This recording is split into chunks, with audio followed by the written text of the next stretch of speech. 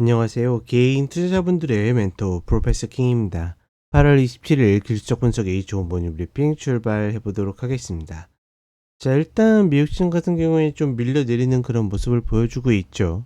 전반적으로 계속 이야기 드리지만 그러니까 올라오는 과정에서 눌림이 없었기 때문에 그냥 올라가는 것은 어딜 봐도 좀 좋아 보이지 않는다, 이렇게 이야기를 드리고 싶고, 결국은 일봉상의 120평을 한번 눌려야 되는데 그 타이밍이 언제가 될 것인가. 그러니까 지금 내려가는 게 가장 좋다라고 보고 있거든요. 근데 공교롭게도 이제 조만간 엔비디아가 실적 발표를 하기 때문에 그 흐름을 틈타 가지고 눌림이 완성이 되는 그림이 좀 그려지지 않을까라는 시나리오를 계속 그려가고 있습니다. 그렇다 보니까 최근장 상승함에도 불구하고 계속 좋지 않다, 밀려내릴 것이다, 뭐 이렇게 이야기를 드리고 있는 거고, 결국 만약에 이번 실적 발표 때 밀리지 않는다라 그러면, 그러니까 급등을 만약에 해버리잖아요.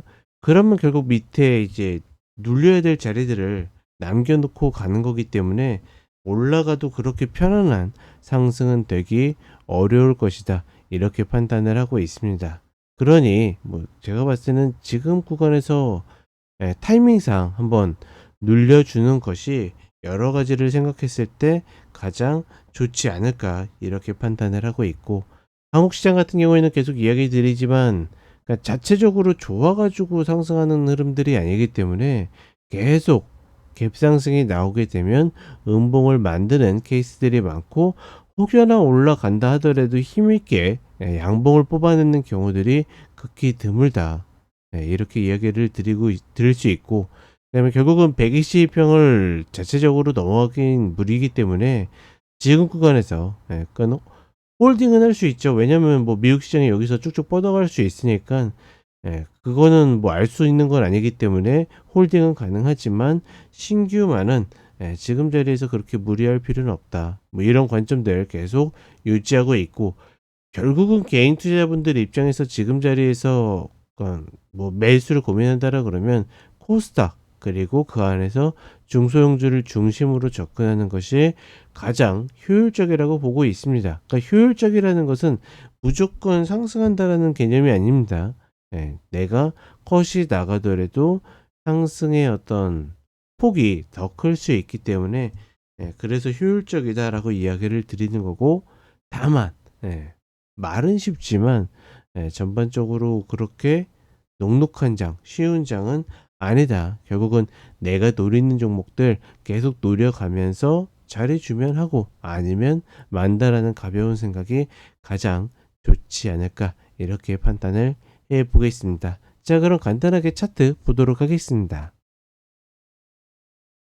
자, 나스닥 선물 30분 흐름을 보게 되면 지난 금요일에도 그렇고 전반적으로 어떻게 됩니까? 이탈하는 흐름들이 나오고 있죠. 이것만 봐도 기존에 계속 딛고 올라가던 흐름에서 이제는 저항으로 좀 바뀌어 간다라는 그런 흐름들이 좀 나오고 있고, 결국은 변곡을 만드는 구간에서 전일의 봉을 감싸는 음봉을 만들었다라는 것은 하방 압력을 좀 더 받고 있다. 물론 이제 오늘 다시 장대 양봉을 만들어내면 이 흐름들이 조금 어떻게 보면 엉망진창이 될 수도 있겠지만, 일단은 보이는 흐름만 믿는다.